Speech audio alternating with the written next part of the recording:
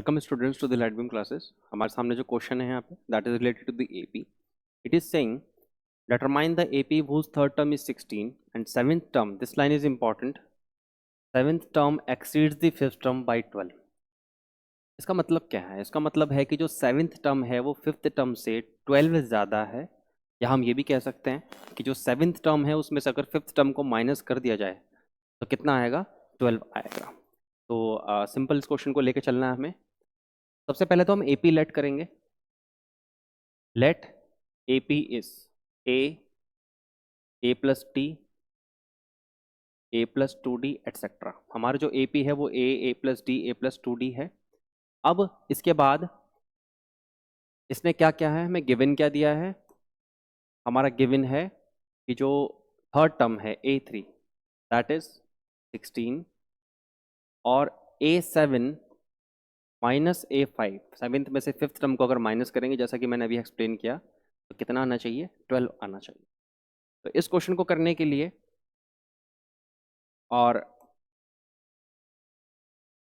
AP क्या पूछा है इसने, पूरा का पूरा फाइंड करने के लिए हमसे एपी पूछ लिया है। तो इस क्वेश्चन को करने के लिए सब हमें जो बेसिक जानना है वो ये है। कुछ स्टूडेंट्स को बहुत कंफ्यूजन रहता है कि एपी जानने का मतलब क्या है। यहाँ पे मतलब है कि हमें ए और डी की वैल्यू को फाइंड करना है। अगर ये वैल्यू हमारे पास आ गई तो हमें क्या मिल जाएगा? पूरा का पूरा एपी मिल जाएगा। तो सिंपल हम पहले इस इंफॉर्मेशन का यूज़ करते हैं। तो ए एन जो होता है वो किसके इक्वल होता है? A plus N minus one T. A3 का मतलब a plus 3 minus one D and that is equal to 16। तो यहाँ पे a प्लस टू डी किसके इक्वल है? 16 के। This is equation 1। नाउ इसने कहा है A7 माइनस A5। जब आपने एक बार फॉर्मूला लिख दिया तो बार बार फॉर्मूला नहीं लिखना है, आपको लिखना है यहाँ पे a प्लस 6d, 1 माइनस हो जाएगा उसमें, माइनस a प्लस 4d, क्योंकि 5 है फिफ्थ तो यहाँ पे 4d हो जाएगा। ये किसके इक्वल है? 12 के। तो a plus 6d minus a minus 4d is equal to 12। यहाँ पे हम लोग देखेंगे a से क्या हो जाएगा? a कैंसिल हो जाएगा।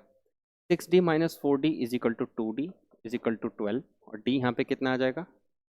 2 6 से कट कर देगा तो ये 6 आ जाएगा। d यहाँ पे कितना आ गया है? 6। अब इसको हम इक्वेशन 1 में पुट करेंगे ताकि हम a को फाइंड कर सकें।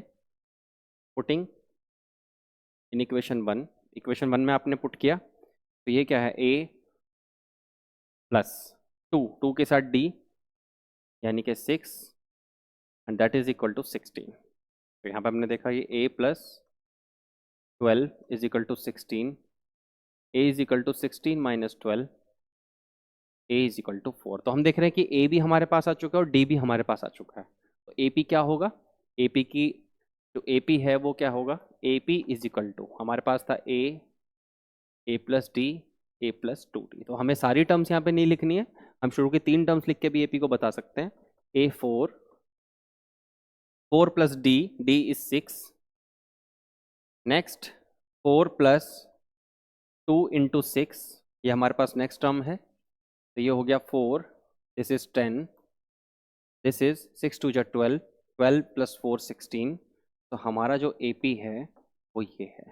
तो ऐसे क्वेश्चंस के अंदर हमें क्या करना है? ऐसे क्वेश्चंस के अंदर हमें वहाँ पे जो इन्फॉर्मेशन है उसको करेक्टली डेसिफर करना है। यहाँ पे एक्सीड्स का मतलब क्या है? एक्सीड्स का मतलब 7 में से 5 टर्म माइनस कर दी जाए तो हमारे पास 12 बचेगा। एंड सिंपली ऐसे क्वेश्चन हमारे इजी से हो जाते हैं। Thank you very much.